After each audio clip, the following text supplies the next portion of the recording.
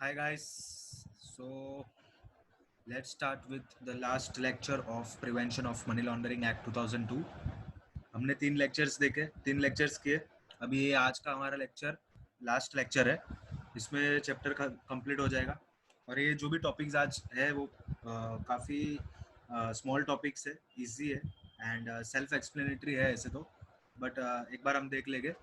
Okay, ठीक है. तो सबसे पहले we'll study about KYC norms, AML measures, that is anti-money laundering measures, CFT guidelines, that is combating of financing of terrorism guidelines, and all this known as anti-money laundering standards.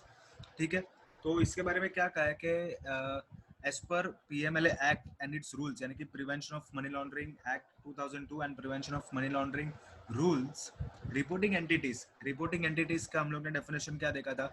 Reporting entities में कौन कौन आता है? Banking, financial institutions and third one is all the intermediaries, right. तो जो भी reporting entities है उनके ऊपर क्या ऑब्लिगेशन है? बेसिकली ऑब्लिगेशन यानी कि they should follow all this things in the terms of their KYC norms and AML measures and CFT guidelines.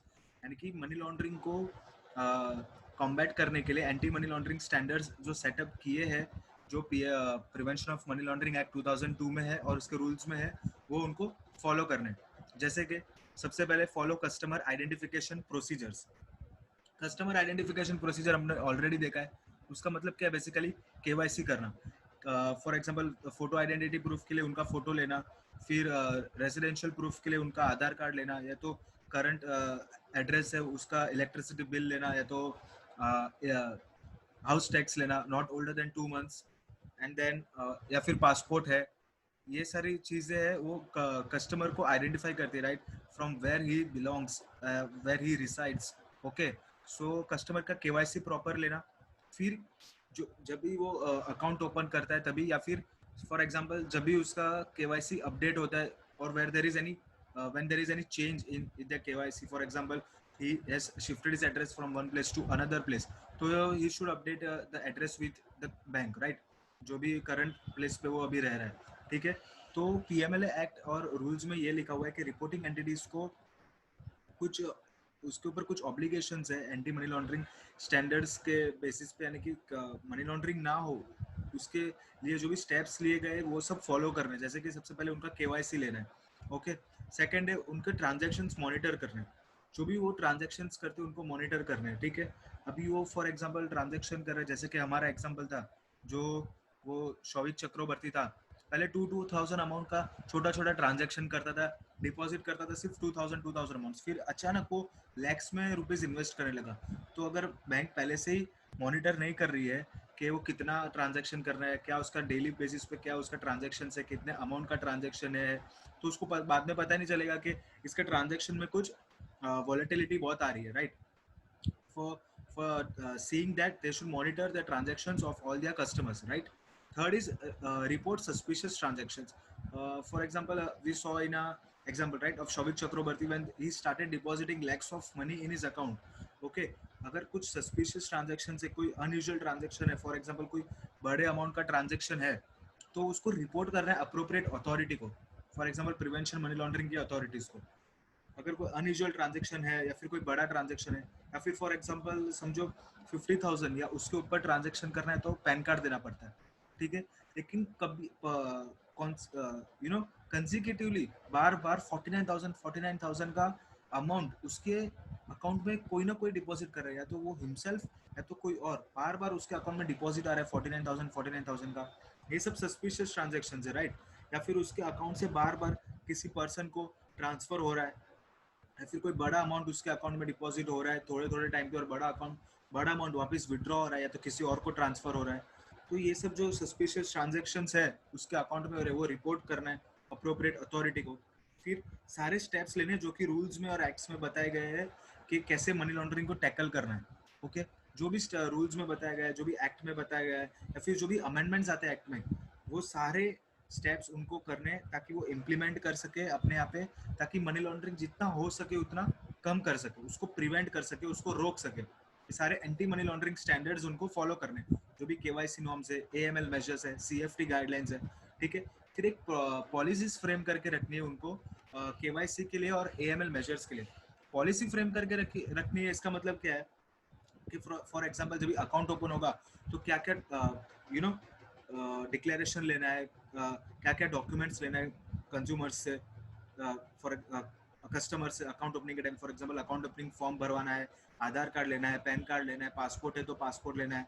For example ऐसी पॉलिसी भी बनाते हैं कि अगर कोई पैन कार्ड नहीं देना चाहता है, बचना चाहता है, अपना अकाउंट में नहीं बताना चाहता है, वो अपना अकाउंट इनकम टैक्स में नहीं शो करना चाहता है। आजकल तो अभी तो आधार कार्ड से लिंक हो जाता है, लेकिन पहले आधार कार्ड से लिंक नहीं था, इसलिए आधार कार्ड और पैन कार्ड लिंक करवाया गया। ठीक है, तो क्या करते थे, पैन कार्ड नहीं देते थे पहले, बट ऐसा फिर इनकम टैक्स भरते थे, तभी बोलते थे कि हमारा ये दूसरा अकाउंट है नहीं। वहाँ पे बहुत सारे जो ब्लैक के ट्रांजेक्शन है वो अकाउंट में करते थे। लेकिन अभी आप कोई भी बैंक में अकाउंट खुलाने जाते हो और आप बोलते हो कि मेरे पास पैन कार्ड नहीं है, तो वो लोग क्या बोलते हैं कि अगर आपके पास पैन कार्ड नहीं है तो कोई बात नहीं, आप एक हम लोग डिक्लेरेशन देते हैं, उसके ऊपर आप लिखा हुआ है कि you does not possess any PAN card as on this date, तो आप उसके ऊपर साइन करके दो।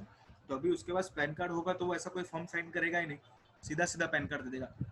तो ऐसी सारी पॉलिसीज बनाओ केवाईसी के लिए, एंटी मनी लॉन्ड्रिंग मेजर्स के लिए, ताकि मनी लॉन्ड्रिंग ना हो, मनी लॉन्ड्रिंग जितनी हो सके उतनी कम हो। ट्रांजेक्शन्स अगर कोई है रिपीटेडली ज़्यादा हो रहे तो उसको आप देखो, ऑब्जर्व करो, उसके ऊपर पॉलिसीज बनाओ। तो वैसे बोला आप policies frame policies on KYC and AML measures. And sixth one है follow circular issued by RBI.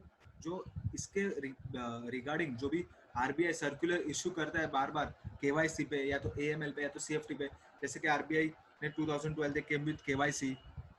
ठीक है, जो आरबीआई नए नए मेजर्स लाते हैं उनको फॉलो करो bye the way of circular, जो ताकि मनी लॉन्ड्रिंग कम हो, इसलिए गवर्नमेंट ऑफ इंडिया वर्क करती है। फिर वो RBI by the way of circular issue करती है सर्टेन प्रोसीजर्स और certain manners to be work with, कैसे काम करना है, कोई कोई पॉलिसीज नहीं फ्रेम करनी है, वैसे सब सर्कुलर लाती है आरबीआई।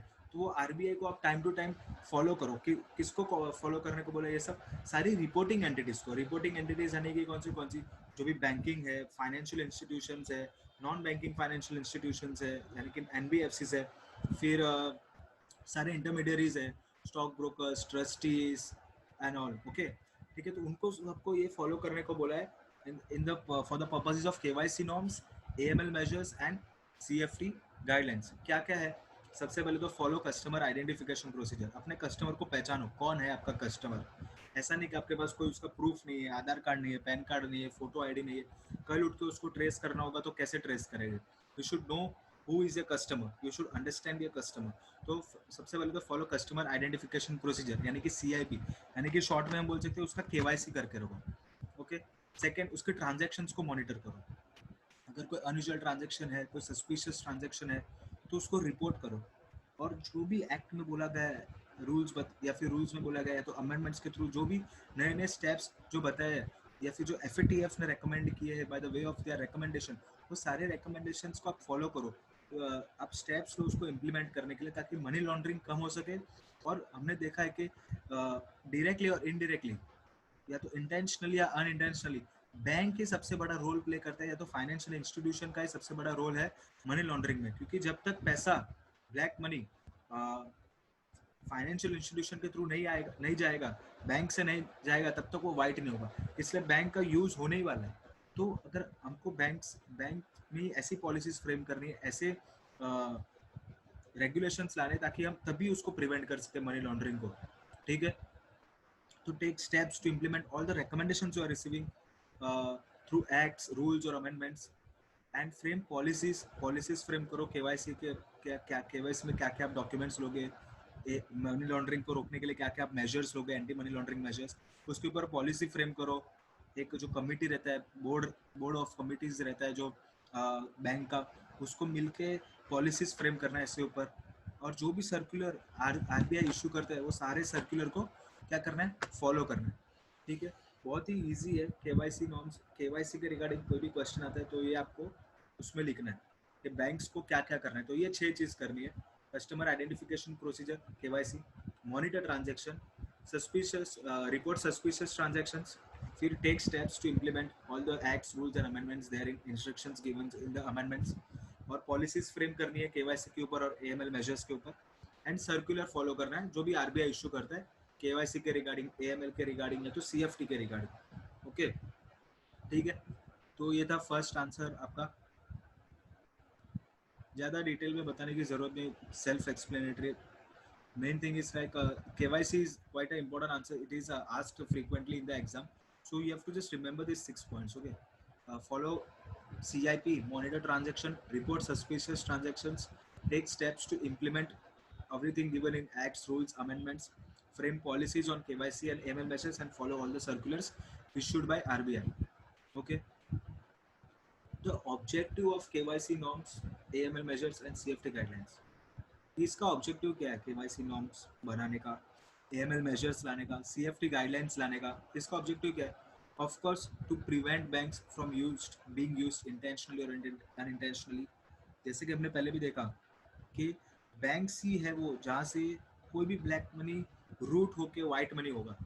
मनी लॉन्ड्रिंग तभी पॉसिबल होगा जब वो पैसा बैंक के थ्रू या तो फाइनेंशियल इंस्टीट्यूशन के थ्रू, ये तो एनबीएफसी के थ्रू है, तो इंटरमीडिएट्स के through through you know route होगा, तभी वो ब्लैक मनी वाइट मनी होगा. इसलिए banks and financial institutions play a very big role in terms of money laundering, whether they are involve intentionally और unintentionally, whether they are involve knowingly और unknowingly. तो इसका objective क्या है कि bank को कोई भी यूज ना कर ले मनी लॉन्ड्रिंग पर्पस के लिए. इसलिए to prevent banks from being used intentionally और unintentionally for what purpose?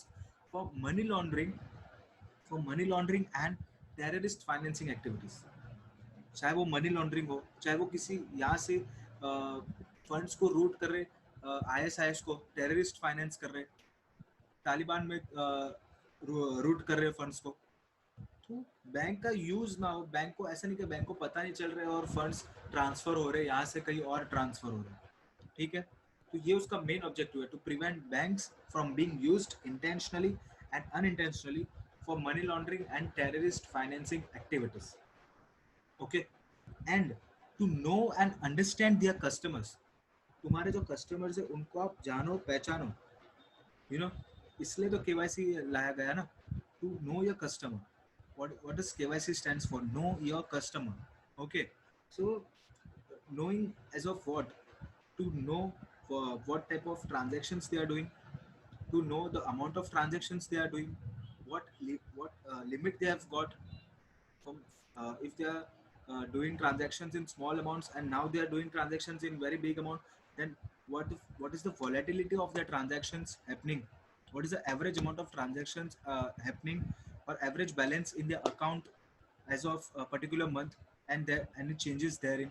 ठीक है, अब अपने कस्टमर को जानो कि उसको ट्रेस अगर कल आपको करना है तो उसका आपके प्रूफ लेके रखा है, आधार कार्ड है, पैन कार्ड है, उसका एड्रेस प्रूफ, पासपोर्ट, क्या आपने लेके रखा है, ताकि कल हम उसको ट्रेस कर सको और उसको अंडरस्टैंड करो, यानी कि कौन से टाइप के ट्रांजेक्शन्स वो करता है नॉर्मल लेवल पे. एंड अगर उससे कुछ चेंजेस है, कुछ वॉलेटिलिटी बहुत ज़्यादा ऊपर नीचे हो रही है, तो उसको क्वेश्चन करो. ओके, नॉर्मली हम भी जाते हैं तो हमें भी कभी कभी कोई बड़ा अमाउंट का ट्रांजेक्शन होता है तो बैंक क्वेश्चन करती है कि instead of this saving account, where from where all this big amount of money is coming from your account. Okay, they do question. तो why? To understand their customers कि कुछ ये रॉन्ग, कुछ गलत तो नहीं कर रहा है ये, कुछ फंड्स को ये लेयरिंग तो नहीं कर रहा है यहाँ से वहाँ, यहाँ से वहाँ, या फिर उसको एज ए मिडल मैन तो यूज नहीं किया किसी से लेके किसी को देने के लिए. इसलिए understand their customers and there financial dealings. वही अपन बात कर रहे थे, फाइनेंशियल डीलिंग्स. फाइनेंशियल डीलिंग्स क्या है उसकी कि वो कितना नॉर्मली एवरेज बैलेंस कितना रहता है उसके अकाउंट में, उसको आप सॉफ्टवेयर बनाओ, उसमें ट्रेस करो, फिर उसमें बहुत ज़्यादा चेंजेस हो रहा है एवरेज बैलेंस में या तो एवरेज अमाउंट ऑफ ट्रांजैक्शंस में, तो आप उसको क्वेश्चन करो, एक ऑब्जर्व करो कि ये क्या हो रहा है, पैसा किधर से आ रहा है और किसको जा रहा है, कौन सी पार्टी से आ रहा है, कौन सी पार्टी को जा रहा है. क्योंकि कल उठ के बैंक के ऊपर थ्रेट ना है, बैंक के ऊपर रिस्क ना हो. ठीक है, रिस्क ये सब रिस्क मैनेजमेंट के लिए है, बैंक के रिस्क मैनेजमेंट के लिए, यानी कि कल उठ के ऐसा ना हो कि bank is being used for the purpose of money laundering. Okay, so objective क्या है इस केवाईसी लाने का, एंटी मनी लॉन्ड्रिंग मेजर्स लाने का? वही, क्योंकि अगर केवाईसी नहीं होगा और तो मनी लॉन्ड्रिंग के चांसेस बढ़ जाएंगे, राइट. इसलिए और बैंक को यूज कर बैंक को जो यूज करना होगा मनी लॉन्ड्रर्स को, वो और भी आसान हो जाएगा वो लोग के। इसलिए टू प्रिवेंट ऑब्जेक्टिव्स है इसका, टू ऑब्जेक्टिव मेन ऑब्जेक्टिव है इसका, to prevent bank from being used intentionally और unintentionally for what, for money laundering, for terrorist financing and all sorts of illegal illicit activities, right?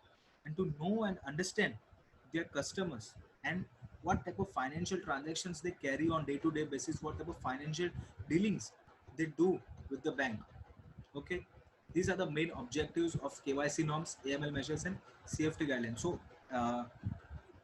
अगर KYC के ऊपर आपको answer आता है तो बेसिकली ये दो मेन आंसर है वो आपको लिखने। What are the KYC guidelines करके एक आंसर आता है, तो उसमें आप ये लिख सकते हो कि सबसे पहले तो बैंकिंग को, बैंक्स को या फिर ऑल द रिपोर्टिंग एंटिटीज को क्या फॉलो करने हैं, 6 स्टेप्स, और क्या ऑब्जेक्टिव है KYC नॉर्म्स का। Okay, so this is the thing we discussed. First of all KYC norms क्या है, बैंकिंग बैंक्स को क्या 6 थिंग्स फॉलो करनी है, and what are the objectives of KYC norms. Now we will see obligation of banks. Okay, we already saw obligation of reporting entities in the previous answer. Reporting entities as in banks, financial institutions and intermediaries. Now this is a very small topic given in a module, but you can cover it with that topic also when answer comes, and this topic also when that answer comes. Like obligation of banks आपको पूछा है, obligation of reporting entities आपको पूछा है, तो bank is also reporting entity। तो ये जो छोटा सा टॉपिक आपको दिया गया है वो आप वो आंसर में भी कवर कर सकते हो, उसको साथ में लिख सकते हो, ठीक है। या फिर ऑब्लिगेशन ऑफ बैंक्स दिया और ज़्यादा मार्क्स के लिए दिया तो वो वाला आंसर इसके साथ, यानी कि दोनों आंसर को आप मर्ज करके अच्छे से लिख सकते हो। तो ऑब्लिगेशन ऑफ बैंक्स में क्या दिया, बेसिकली बैंक का क्या ऑब्लिगेशन है, जैसे कि हमने उसमें भी देखा था कि सबसे पहले जो भी उसको KYC के थ्रू जो भी उसके पास KYC हर एक कस्टमर का, यानी कि बोले ना कच्चा चिट्ठा है कस्टमर का, कहाँ रहता है, किधर, क्या उसका क्या क्या प्रूफ है, सारे प्रूफ्स उसके पास है। तो ये बहुत बड़ा ऑब्लिगेशन है बैंक के ऊपर कि उसकी जो अकाउंट डिटेल्स है, यानी कि कस्टमर्स की जो डिटेल्स है उसके पास, उसका मोबाइल नंबर, उसका ईमेल आईडी, उसका आधार कार्ड, उसका एड्रेस प्रूफ, जो भी है सबको उसको कॉन्फिडेंशियल रखना है। Very important thing nowadays we see कि उसको, ये बैंक का ऑब्लिगेशन है कि उसको कॉन्फिडेंशियल रखना है। लेकिन हमने आज तक देखा है कि कभी भी कुछ कॉन्फिडेंशियल रहता ही नहीं। आप एक जगह पे लोन के लिए अप्लाई करते हो, आपको 10 बैंक से फोन आता है कि आपको लोन चाहिए। ऐसे कैसे एक ही दिन में, एक ही थोड़े टाइम में ही अकाउंट, बोले ना, इंफॉर्मेशन सारी लीक हो जाती है। आप देखते हो तो आपको, अगर आपने एक जगह से डेबिट कार्ड लिया है तो आपको बाकी दूसरे 3-4 बैंक से फोन आता है कि आपको क्रेडिट कार्ड चाहिए क्या, डेबिट कार्ड चाहिए क्या। ऐसे कैसे होता है? नॉर्मली इतने सारे टेक्स्ट SMS आते हैं कि if you want a credit card, if you want a debit card, फिर या तो यू नो अगर कोई स्टेशन पे या तो मेट्रो पे जो लोग खड़े रहते हैं क्रेडिट कार्ड वगैरह का एडवर्टीजमेंट के लिए, क्रेडिट कार्ड आपको चाहिए क्या लेने के लिए, तो आप अपनी डिटेल्स वहाँ पे देते हो, फिर आपको बहुत सारे कॉल्स आने लगते हैं कि आपको क्रेडिट कार्ड चाहिए, आपको डेबिट कार्ड चाहिए। बैंक में आपकी जो भी डिटेल्स है, अभी जो भी अपने को फ़ोन नंबर, अपना फ़ोन नंबर यूज़ है, या तो अपना ईमेल, हमें ईमेल आता है, या तो हमारे फ़ोन नंबर पे हमको टेक्स्ट SMS आता है। तो भी ये किसी और एजेंसी के पास या तो किसी और बैंक के पास ये हमारा डेटा कहाँ से जाता है? हमने तो हमारा फ़ोन नंबर और ईमेल आईडी सिर्फ हमारे बैंक को दिया हुआ है, सिर्फ उनको पता है। For example if we want a loan and what are our details, what are our phone numbers and what are our email IDs.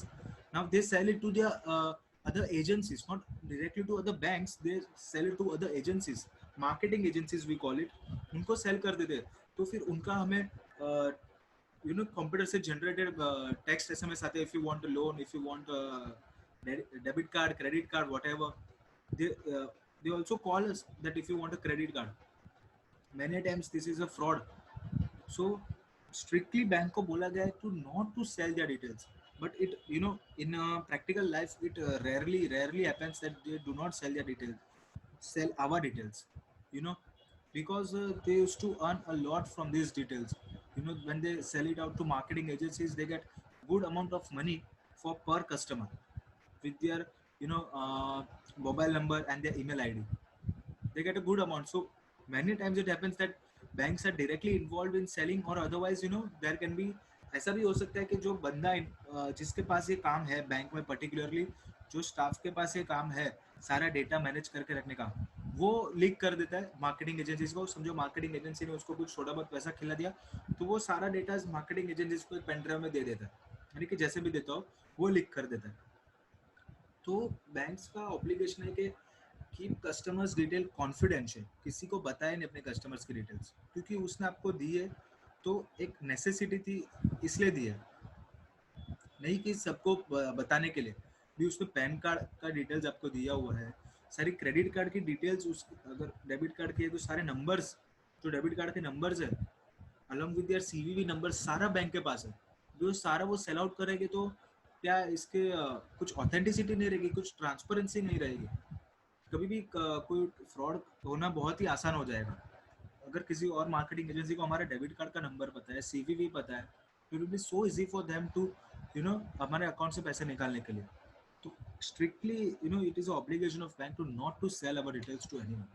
Okay, so these are the two main obligations of bank, that is keep customer detail confidential as possible, not as it is written, but they have strictly said that keep customers detail confidential and not to sell their details. This is a, they have directly लिख कर ही दिया कि क्योंकि ये होता है, उसका detail cell मत करो आप। और तीसरा और चौथा ऑब्लिगेशन क्या है कि जो फॉरेन कंट्रीब्यूशंस रेगुलेशन एक्ट है, इफ फॉरेन करेंसी इन्वॉल्व, तो जो फॉरेन कंट्रीब्यूशन रेगुलेशन एक्ट है और जो फॉरेन एक्सचेंज मैनेजमेंट एक्ट है, उसको भी आप कंप्लाई करो। ठीक है, उसको भी कंप्लाई करना है कि उसके अकॉर्डिंगली कुछ रूल उसका ब्रीच तो नहीं हो रहा है। फॉर एग्जांपल एक लिमिट है फॉरेन ट्रांजैक्शन करने की, उसके ऊपर नहीं जा रहा है, समझ रहे हो? तो अगर फॉरेन एक्सचेंज इन्वॉल्व है, फॉरेन करेंसी इन्वॉल्व है, तो आप फॉरेन कंट्रीब्यूशन रेगुलेशन एक्ट को फॉलो करो और फॉरेन एक्सचेंज मैनेजमेंट एक्ट को भी फॉलो करो। तो ये चार मेन ऑब्लिगेशन है। Keep customers' detail confidential, not to sell their details, and ensure compliance of FCRA and FEMA 1999, FCRA 2010, that is Foreign Contribution Regulation Act 2010, and Foreign Exchange Management Act 1999. Okay, this is the obligation of banks. Now KYC policy, KYC policy के ऊपर एक answer है। मैं आपको एक चीज बताना चाहूँगा कि KYC के रिगार्डिंग कुछ भी आंसर है तो आप ये जो एक तो ये वाला है KYC नॉर्म्स, AML मेजर्स, जो एंटी मनी लॉन्ड्रिंग स्टैंडर्ड्स है, वो आप लिख सकते हो, यानी कि समझो 5-6 मार्क का अच्छा आंसर आता है तो उसके उसके साथ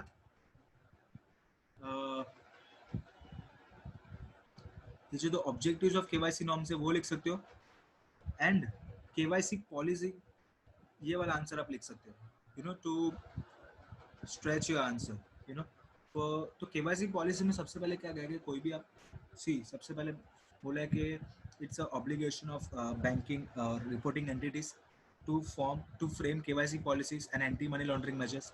केवाईसी पॉलिसी, जैसे कि हमने अभी देखा जो फर्स्ट आंसर में, केवाईसी पॉलिसी फ्रेम करना रिपोर्टिंग एंटिटीज को बोला गया है। तो केवाईसी पॉलिसीज फ्रेम करने के लिए ये लोग ने 4 की एलिमेंट बताए, उसको आपको इंक्लूड करना है व्हाइल फ्रेमिंग केवाईसी पॉलिसी। 4 की elements you should incorporate while framing KYC policy. अगर केवाईसी पॉलिसी जब भी आप बनाते हो तो ये 4 एलिमेंट्स तो आपको इंक्लूड करनी है। 4 एलिमेंट्स के बेसिस पे आप केवाईसी पॉलिसी बनाओ।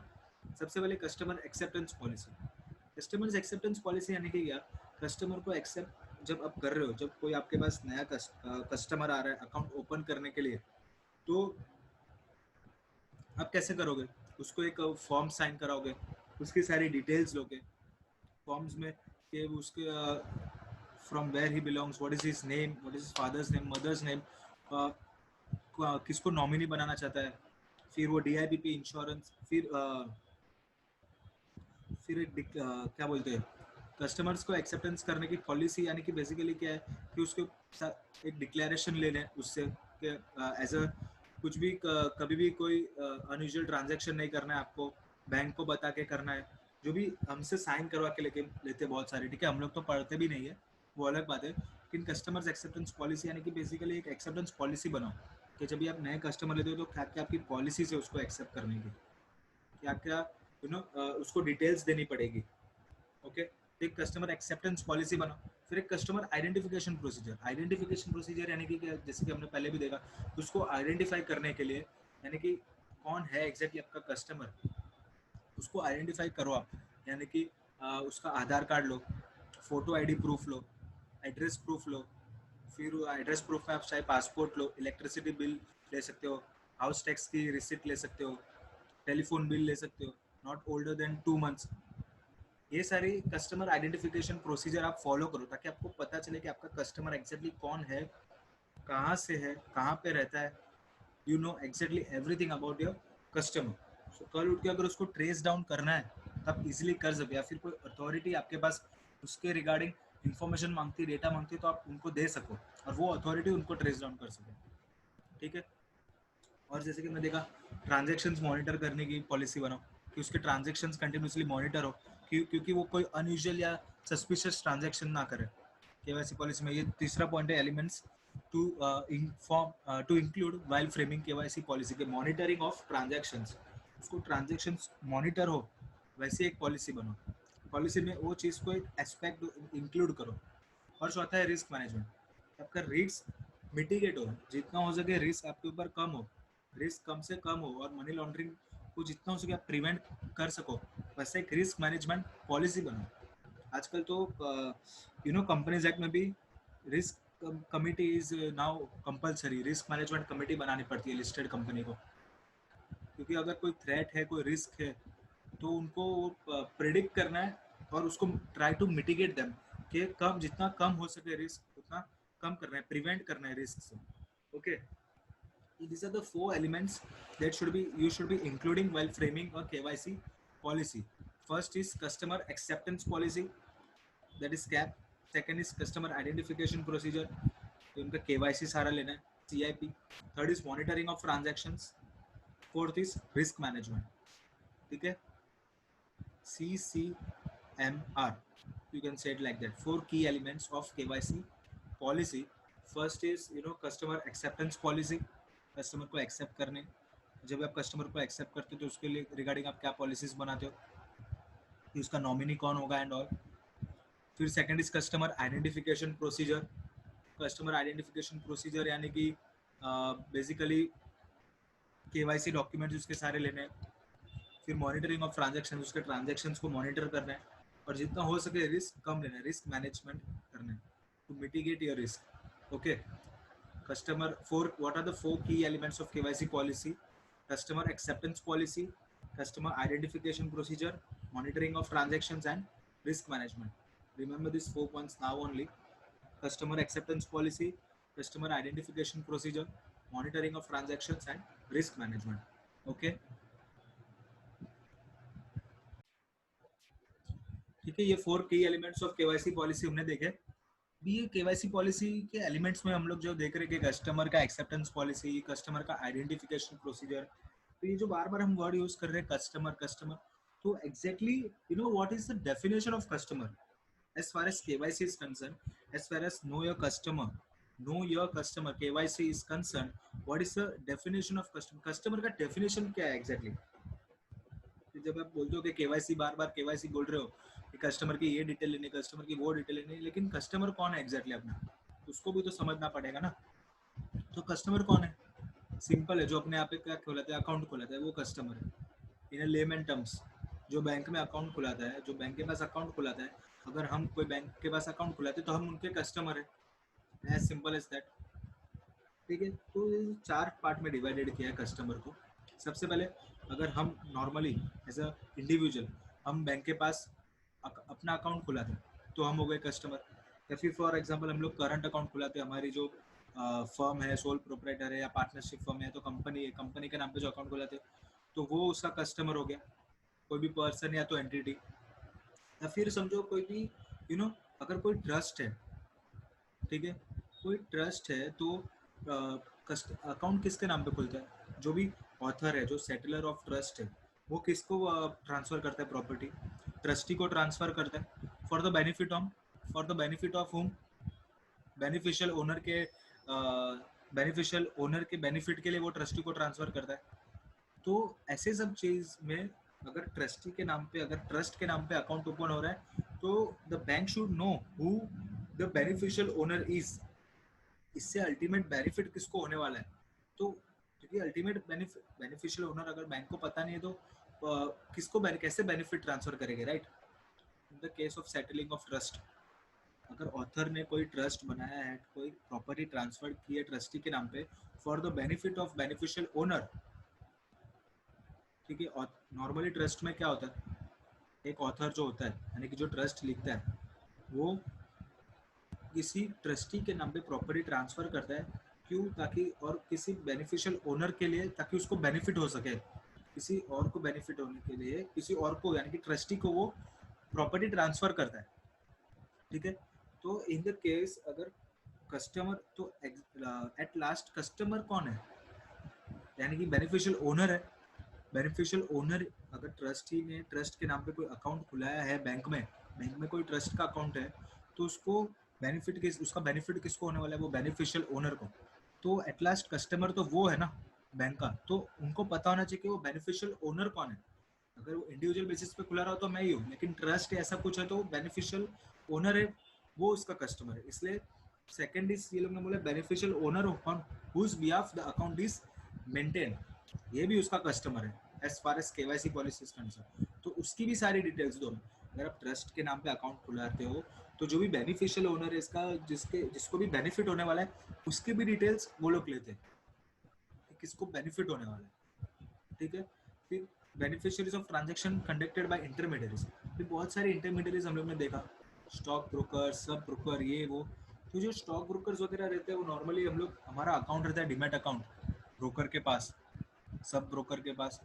तो हमें कभी भी शेयर्स परचेज करने होते हैं, लेकिन समझो फॉर एग्जांपल 10,000 है मेरे अकाउंट में और मुझे कुछ इंटू 10 की मल्टीप्लाई बाई 10 की लिमिट होती है, 1 लाख तक की मैं शेयर्स ले सकता हूँ, depends on broker to broker. तो ब्रोकर क्या करता है, हमारे बिहाफ पे हमारे अकाउंट से वो शेयर्स ले लेता है, ठीक है। हमारे बिहाफ से हमारे डिमेट अकाउंट में वो शेयर्स ले लेता है, लेकिन पैसे वो भरता है फॉर द टाइम बिंग, उसका हमें इंटरेस्ट चार्ज करता है, ठीक है। तो एट लास्ट बेनिफिशियरी कौन है, अगर वो शेयर्स कल उठ के जो बिकेंगे उसका पैसा आएगा, उसका पैसा किसको आएगा, मेरे को आएगा, क्योंकि मेरे बिहाफ पे मेरे ब्रोकर ने शेयर लिया।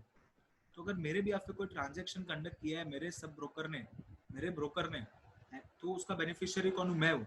तो एट लास्ट बैंक को किसको पैसा देना है उसको पता होना चाहिए, बैंक को मुझे पैसा देना है तो मैं उसका कस्टमर हूँ, इसलिए वो मेरी डिटेल्स भी लेगा, यानी कि I come under the definition of customer, ठीक है। तो बेनिफिशियरीज थर्ड, इसमें ये थर्ड चीज ये है कि beneficiaries of transactions conducted by intermediaries, for example stock broker. तो डेफिनेशन ऑफ कस्टमर में क्या क्या, एनी पर्सन और entity holding account in that bank, जब हम अपना अकाउंट खुलाते हैं वो, या फिर कोई कंपनी सोल प्रोप्राइटर पार्टनरशिप अपना अकाउंट खुलाती है। Any beneficial owner on whose behalf account is maintain, जो बेनिफिशियल ओनर है जिसके बिहाफ पे अकाउंट मेंटेन है, जैसे कि हम लोग ने फॉर एग्जांपल ट्रस्ट देखा, वो उसके कस्टमर के डेफिनेशन में आता है। थर्ड, बेनिफिशियरीज ऑफ इंटरमीडियरीज, जैसे कि स्टॉक ब्रोकर्स, स्टॉक ब्रोकर्स का जो अल्टीमेट बेनिफिशियरी है जिसके बिहाफ पे शेयर्स लिए और सेल करके उसको पैसा जाएगा, तो अल्टीमेट बेनिफिशियरी वो उसका कस्टमर है, ये भी डेफिनेशन ऑफ कस्टमर के अंदर आएगा। और फोर्थ क्या है, फॉर एग्जांपल मैंने एक वन टाइम ट्रांजेक्शन किया है बैंक के साथ, या फिर कोई मुझे डीडी बनाना था मेरे कॉलेज के फीस के लिए फॉर एग्जांपल, लेकिन समझो मेरे बैंक अकाउंट, मैं कॉलेज पहुंच गया और वहाँ पे मेरे बैंक की ब्रांच नहीं है, तो मैं कोई और बैंक से भी डीडी बना सकता हूँ।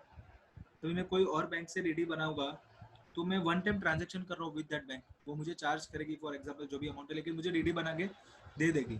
तो अगर ऐसा कोई वन टाइम कस्टमर उनके पास आया है कोई ट्रांजेक्शन करने फॉर एग्जांपल जैसे कि डिमांड ड्राफ्ट डीडी, उसका भी डिटेल्स रखो, वो भी आपका कस्टमर है, भले ही एक बार के लिए रेगुलर नहीं, लेकिन वो भी आपका कस्टमर है।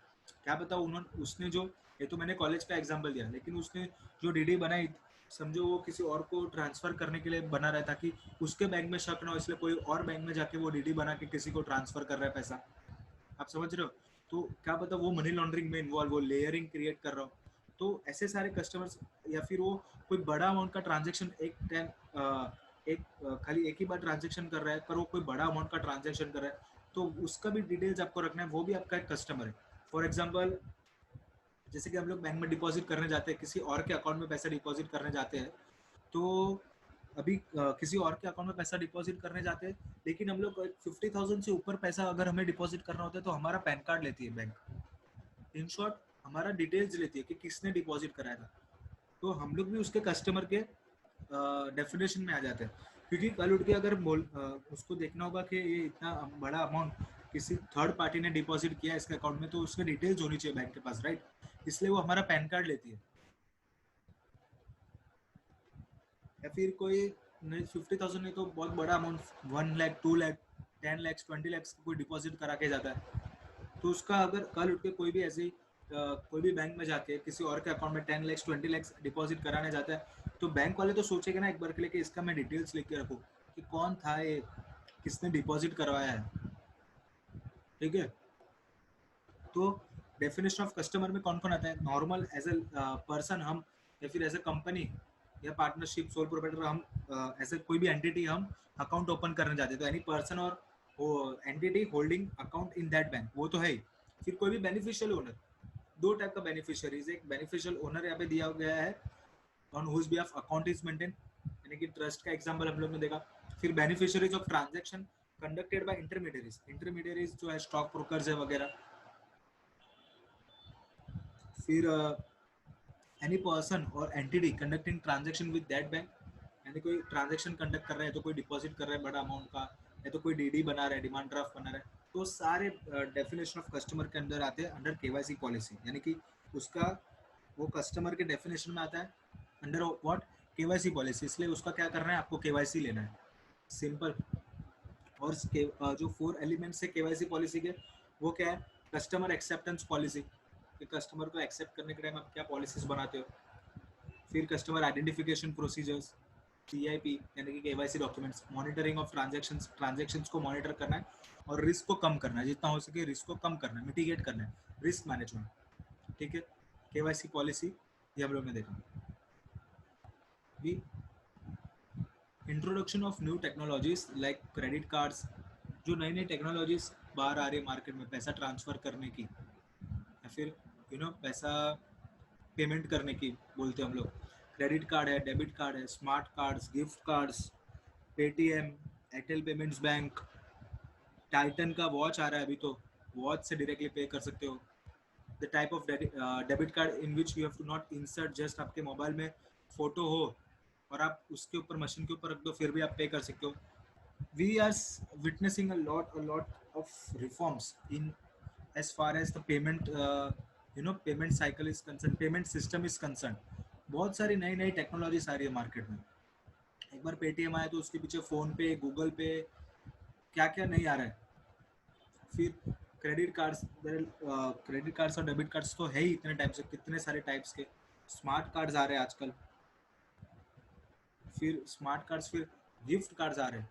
गिफ्ट कार्ड्स यानी कि आप कोई भी, जैसे कि कोई भी आप शॉप में जाते हो तो आप एक गिफ्ट कार्ड आपको मिलता है कि आप अभी 2000 का परचेस करते हो तो एक समझो फॉर एग्जांपल 100 का आपको गिफ्ट कार्ड मिलता है, time kind of voucher card कि आप अभी इससे कभी भी पे कर सकते हो, इतना आपको ऑफ हो जाएगा। फॉर एग्जांपल नेक्स्ट टाइम आपने मिनिमम 2000 का परचेस किया तो आपने ये गिफ्ट कार्ड शो किया तो आपको 100 का ऑफ मिल जाएगा।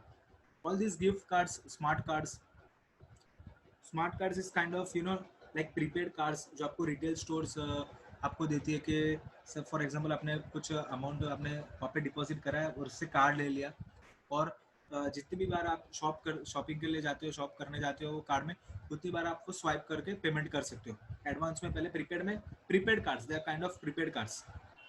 तो बैंक्स क्या बोल रहे हैं कि इसमें क्या बोला गया बैंक को कि to pay attention to such new technologies including internet banking. आजकल पैसे ट्रांसफर करना बहुत इजी हो गया, लाइक पेटीएम पे बोलो UPI money transfer, with some clicks and entering your passcode you can transfer money. पहले बैंक में जाना पड़ता था, चेक देना पड़ता था, 11 बजे से पहले चेक दो, फिर दूसरे दिन वो शाम तक क्लियर होगा, तीसरे दिन पैसा यूज कर पाएगा।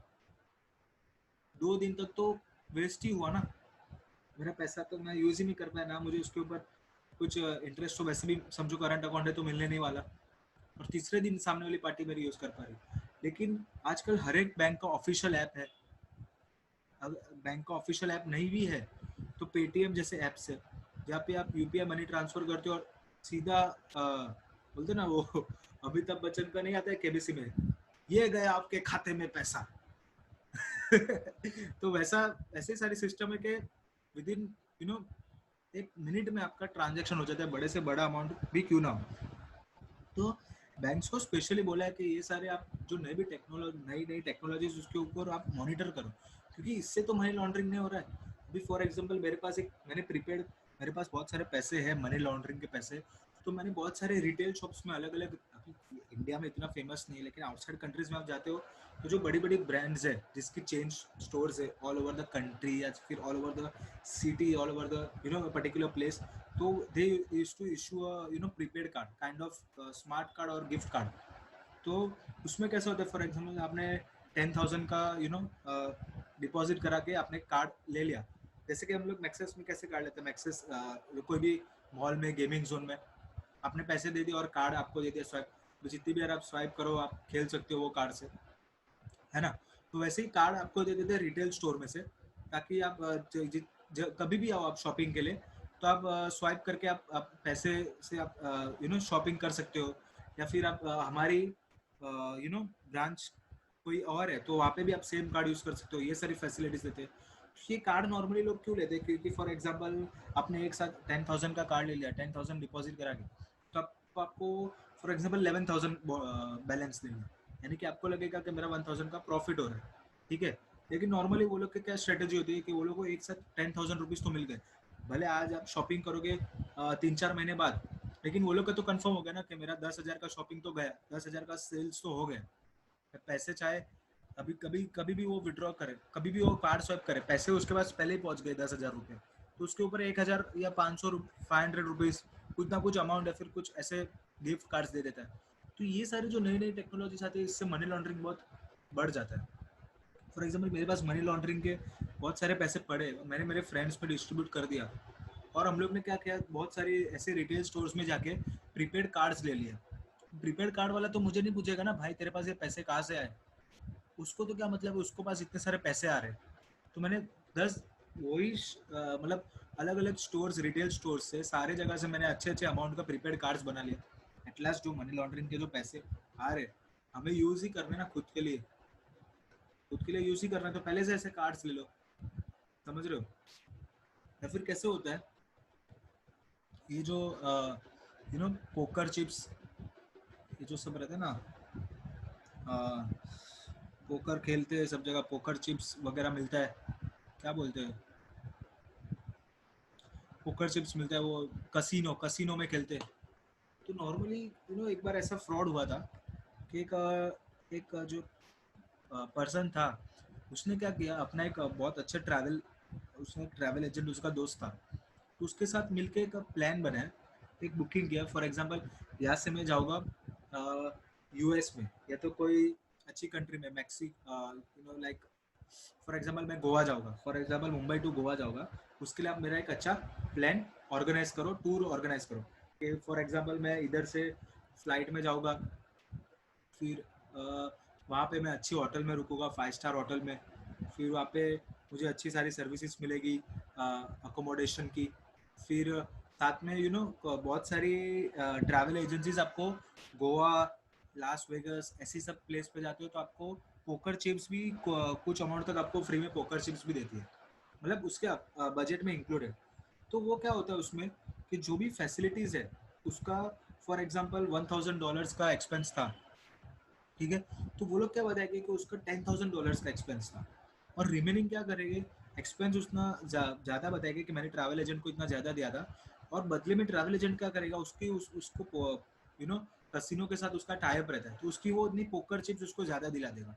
अभी समझो पोकर चिप्स जैसे दिलाई तो उसने थोड़ी बहुत यूज़ की, थोड़ी बहुत उसने खेला, पर एट लास्ट जब उसको एनकेशमेंट करना होगा तो क्या करेगा, पैसे में एनकेशमेंट कर लेगा और उसके पैसे वापस आ जाएंगे।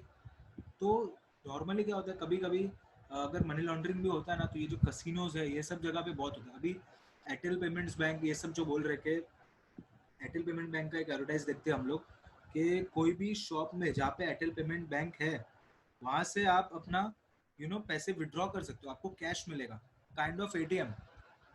तो भी मैं एयरटेल पेमेंट्स बैंक में मेरा बहुत सारा अमाउंट रखूँ, किसी से मैं लेता रहूँ, मनी लॉन्ड्रिंग करता रहूँ, किसी से मुझे कंटिन्यूसली पैसे आ रहे हैं, फिर वो एयरटेल पेमेंट बैंक वाले के अलग अलग शॉप से जाके मैं विड्रॉ करता रहूँ थोड़ा थोड़ा पैसा। तो इसमें पूरी साइकिल में जो गवर्नमेंट है, जो अथॉरिटी है या फिर जो बैंक है, उसको कैसे पता चलेगा कि मैंने मनी लॉन्ड्रिंग की है। मनी लॉन्ड्रिंग के चांसेस बहुत बढ़ते जाते हैं ना। मेरे पास इंटरनेशनल डेबिट कार्ड है, प्रीपेड कार्ड है, यहाँ पे कोई ऐसी बैंक है जो या तो फॉर एग्जांपल कोई ऐसी कंट्री जहाँ पे ज़्यादा इंक्वायरी नहीं है, वहाँ पे मैंने बहुत सारे अमाउंट डिपॉजिट करा दिया। फिर मैं सब फॉर एग्जांपल नाइजीरिया में मैंने बहुत सारा अमाउंट डिपॉजिट करा दिया, फिर मैं मैक्सिको में जाके विड्रॉ करता हूँ। तो इसमें बैंक्स को कहाँ पता चलेगा कि मनी लॉन्ड्रिंग हो रहा है? तो ये सब जो नई सिस्टम्स आ रही है जो ऑनलाइन पेमेंट की, उससे मनी लॉन्ड्रिंग का चांसेस बहुत बहुत ज़्यादा बढ़ रहा है। इसलिए बैंक्स वाले क्या बोल रहे हैं कि आप ये सारी चीज़ पे अटेंशन दो और मनी लॉन्ड्रिंग को प्रिवेंट करने की कोशिश करो, जितना हो सके ज़्यादा से ज़्यादा ट्रांजेक्शन्स को मॉनिटर करो, केवाईसी नॉर्म्स इतने स्ट्रॉन्ग बनाओ कि आपको हर एक की डिटेल्स आपको बताओ। फिर एंटी मनी लॉन्ड्रिंग स्टैंडर्ड्स जो है, मेजर्स लो एंटी मनी लॉन्ड्रिंग मेजर्स के लिए, उसको कंप्लाई करो। और मेन क्या होता है, कभी कभी ये जो मार्केटिंग एजेंसीज होती है वो ज़्यादा एक्टिवली इन्वॉल्व होती है, राइट? अगर आप देखो कि हमें मैसेज आता है कि 10 मिनट में या तो 5 मिनट में आपकी 1 लाख रुपए की या तो 10 लाख रुपए की लोन पास हो जाएगी, without any proof, without any income details. तो ये सारे जो टेक्निक्स होती है जो मार्केटिंग एजेंसीज यूज करती है, हमें हर बार मैसेज आता है। या फिर वो कोई पर्टिकुलर ऐप भी है कि जिसमें बोलते हैं कि without any paper work in 5 minutes 1 lakh loan will be processed. तो नॉर्मली क्या होता है, जो ये मार्केटिंग एजेंसीज जितना वो बताते हैं जितना सिंपल है लोन मिलना, एक्चुअल में उतना सिंपल है नहीं। ये लोग इतना सिंपल बताते हैं क्योंकि उनका एक टारगेट रहता है। हम लोग ने अभी उसके ऊपर अप्लाई किया कि मेरे को 1 लाख लोन चाहिए फॉर एग्जांपल, तो हमारा डेटा वो सीधा आगे बैंक को सेल कर देती है। फिर बैंक वाले पूरी मगजमारी करते हैं कि ये डॉक्यूमेंट चाहिए, वो डॉक्यूमेंट चाहिए। तो क्योंकि मार्केटिंग एजेंसीज का काम है डेटा आगे देना कि इसको इतना लोन चाहिए, ठीक है? तो क्या करेगी, जितना हो सके उस लोन के प्रोसेस को उतना सिंपल बताएगी कि it's very easy to get a loan within few clicks on a app you will get 1 lakh rupees loan. इतना सिंपल बताएगी आपको कि नहीं बहुत ही ईजी है, हम लोग लोन ले लेते हैं 1 लाख रुपए का। लेकिन ऐसा नहीं होता है, उनको तो सिर्फ चाहिए कि कौन बकरा है, कौन इंटरेस्टेड है। फिर वो हमारा डेटा आगे सेल कर देते बैंक पर, फिर सब बैंक वाले का कॉल आता है कि सर आपको लोन चाहिए। समझ रहे हो, ये साइकिल ऐसे वर्क करती है। तो इसलिए मार्केटिंग एजेंसीज को भी बोला गया है कि आप केवाईसी नॉर्म्स फॉलो करो। ऐसे ही नहीं कि किसी को भी आप बोलो कि लोन मिल जाएगा, लोन लोन दे रहे हम लोग। एक प्रॉपर सिस्टम आप यूज करो। तो marketing agents of all such cards shall also follow KYC measure. ये इसमें स्ट्रिक्टली बोला गया कि न्यू टेक्नोलॉजीज ला रहे हो, उसको मार्केटिंग कर रहे हो। For example Bajaj finance card, आपको कुछ जितना भी पैसा है आपको 9 मंथ्स के ड्यूरेशन में या तो एक पर्टिकुलर ईएमआई भर करके आपको देना है। No cost EMI, no cost EMI is so much popular nowadays. Amazon वाले दे रहे हैं no cost EMI. It's so easy. आपको अगर कुछ लेना है, तो कुछ फ़ोन लेना है, फॉर एग्जांपल 50,000 का एप्पल आईफोन लेना है, तो normally EMI charges are so कितने इतना ज़्यादा होता है कि ओवरऑल कॉस्ट बहुत बढ़ जाता है। लेकिन नो कॉस्ट ईएमआई जो मिलता है, इससे इतना मतलब परचेस होता है ना आजकल के, अगर कोई ईएमआई पे कॉस्ट ही नहीं लग रहा है, अगर मेरे को आज 50,000 देना है एक साथ फ़ोन के लिए, लेकिन मुझे ऑप्शन मिल रहा है कि मैं 10 महीने तक 5-5 हज़ार दूँ, तो मैं क्यों नहीं दूंगा? मेरा कुछ एक्स्ट्रा पैसा नहीं जा रहा है। तो अगर मैं आज 5,000 ही देना है और 45,000 मेरे पास रख के मैं किसी और चीज़ के लिए यूज़ कर सकता हूँ, तो मैं क्यों नहीं यूज़ करूँगा? तो ये सारे कहने का मतलब ये है कि ये सारे जो सिस्टम है क्रेडिट कार्ड के, जो पेमेंट्स होते हैं, जो ट्रांसफर्स होता है एक कंट्री से दूसरे कंट्री में, उसमें ट्रेस बहुत ही कम रहता है। कोई और कंट्री में बैठ के कोई और कंट्री से ट्रांसफर करते हैं। ऐसे बहुत सारे केसेस हैं जिससे ना छोटे छोटे अमाउंट के ट्रांजेक्शन करते हैं, जिससे मनी लॉन्ड्रिंग होता भी है तो पता नहीं चलता। तो जो ड्रग्स से जो मनी लॉन्ड्रिंग होती है वो बहुत बड़ा बिजनेस है, बिलियंस ऑफ डॉलर्स का बिजनेस है। लेकिन वो छोटे छोटे इतने ट्रांजेक्शन में होते, इतना कट डाउन हो जाता है कि आगे हमें पता ही नहीं चलता कि कभी हो गया मनी लॉन्ड्रिंग या हुआ है या नहीं हुआ है। उसके ऊपर लेयर क्रिएट कर देते इतना सारा, लोगों में इतना ब्रेक डाउन कर देते। इसलिए ये जो इंट्रोडक्शन ऑफ न्यू टेक्नोलॉजीज है, स्पेशली इसको इंक्लूड किया गया है ये एक्ट में, ये चैप्टर में, कि जो भी क्रेडिट कार्ड्स है, डेबिट कार्ड्स है, स्मार्ट कार्ड्स है, गिफ्ट कार्ड है, तो बैंक आप ध्यान रखो, pay attention to such new technologies, example including internet banking, to prevent their use in money laundering. क्यों मनी लॉन्ड्रिंग में तो यूज नहीं हो रहा है, ठीक है? फिर ensure KYC norms, AML standards, CFT guidelines are complete. जो भी केवाईसी नॉर्म्स है वो कंप्लाइड है, यानी कि जो भी उसका आधार कार्ड है, एड्रेस प्रूफ है, फोटो आइडेंटिटी प्रूफ है, सारा प्रूफ उसका लिया है, पासपोर्ट है तो पासपोर्ट लिया है, फिर जो मनी लॉन्ड्रिंग मेजर्स है उस जो स्टैंडर्ड्स है उसको कंप्लाई किया है कि नहीं, या फिर combating of finance terrorist, financing of terrorist, जो सीएफटी गाइडलाइंस है उसको फॉलो किया है कि नहीं, जो एफएटीएफ के रिकमेंडेशंस है उसको फॉलो किया है कि नहीं। फिर मार्केटिंग एजेंट्स को भी बोला है कि marketing agents of such cards shall also follow KYC measures. Marketing agents को भी बोला है कि आप केवाईसी मेजर्स फॉलो करो, खाली on the basis of mobile number और ईमेल आईडी आप ऐसा मत बोलो कि आपको लोन मिल जाएगा। समझ रहे हो? तो ये सारा जो न्यू टेक्नोलॉजी से उसके ऊपर एक कॉन्सेप्ट था। फिर अभी इंफॉर्मेशन टू बी प्रिजर्व, तो इन्फॉर्मेशन ये जो बैंक्स को हम लोग बोल रहे कि कस्टमर आइडेंटिफिकेशन का आप करो, प्रोसीजर करो, कस्टमर आइडेंटिफिकेशन, उसके ऊपर सारे केवाईसी के डॉक्यूमेंट्स लो, तो जो भी इंफॉर्मेशन वो लेता है उसको उसको कैसे प्रिजर्व करना है ना। तो बैंक इसमें क्या बोला है कि इंफॉर्मेशन टू बी प्रिजर्व में banks shall maintain you know the nature of transaction, यानी कि जो नेचर, जो ट्रांजैक्शन का जो नेचर था, उस क्या क्या इंफॉर्मेशन बैंक में जो भी ट्रांजैक्शंस होते हैं, तो ट्रांजैक्शन का क्या क्या इन्फॉर्मेशन, जैसे कि हम लोग ने देखा ऑब्लिगेशन ऑफ रिपोर्टिंग एंटिटीज में 5 साल तक from the date of transaction they have to maintain the record of that transaction. तो रिकॉर्ड में उनको क्या क्या मेंटेन करना है ट्रांजैक्शन में। तो सबसे पहले बोले nature of transaction. Nature of transaction क्या था? एनईएफटी था, आरटीजीएस था, डिपॉजिट था, डिमांड ड्राफ्ट था, डीडी था, क्या था, आईएमपीएस था। Nature of transaction saving account से था, करंट अकाउंट से था। नेचर ऑफ ट्रांजैक्शन आप मेंटेन करो सबसे पहले, क्या ट्रांजैक्शन का क्या नेचर था। फिर अमाउंट, कितने अमाउंट का ट्रांजैक्शन था, 1 लाख, 2 लाख, 1000, 2000, 100 रुपीज, 200 रुपीज, कितने अमाउंट का ट्रांजैक्शन है वो मेंटेन करो आप। एक पर्टिकुलर पर्सन का कितने अमाउंट का ट्रांजैक्शन वो कर रहा है पूरे साल में, उसको आप मेंटेन करो, ताकि हम देख पाए कि नॉर्मली इसका कितने अमाउंट का ट्रांजैक्शन होता है, कहाँ पे इसका वॉलेटिलिटी होता है ज़्यादा, कौन से इसके ज़्यादा बड़े अमाउंट के ट्रांजेक्शन है जो हम क्वेश्चन कर सकते हैं, जो सस्पिशियस लग रहे हैं। तो आप अमाउंट ऑफ ट्रांजेक्शन आपको मेंटेन करना है साथ में, कितने अमाउंट का वो ट्रांजेक्शन कर रहा है, कितने पैसे उसमें deposits as a way of deposits आते हैं और फिर as a way of transfers वापस चले जाते हैं। समझ रहे हो? क्योंकि ऐसे भी होता है कि आपको 0.5% है तो 1% कमीशन दिया जाता है कि आप आपके अंदर पैसे लो, जो भी कैश होते ना, कैश जिसको वाइट में पैसे चाहिए, तो क्या होता है अभी 49,000 तक तो आप, हमने देखा गिफ्ट किसको भी कर सकते हो, जो कि क्वेश्चनेबल है, यानी कि टैक्सेबल नहीं है। आप बोल सकते हो कि इसने मुझे ऐसे गिफ्ट दिया या तो इसने मुझे ऐसे ट्रांसफर किया। समझ रहे हो? तो कैसे होता है नॉर्मली है ना, बहुत सारा ऐसा भी होता है कि आपको पैसे दिए जाते हैं ब्लैक में, 50,000, 30,000, 40,000, मतलब 30,000 पहले एक बार करो, फिर 40,000, वैसे सारे ब्लैक में आपको पैसे दिए जाते हैं, मतलब हार्ड कैश दिया जाता है, वो आपके अकाउंट में आप डिपॉजिट करो।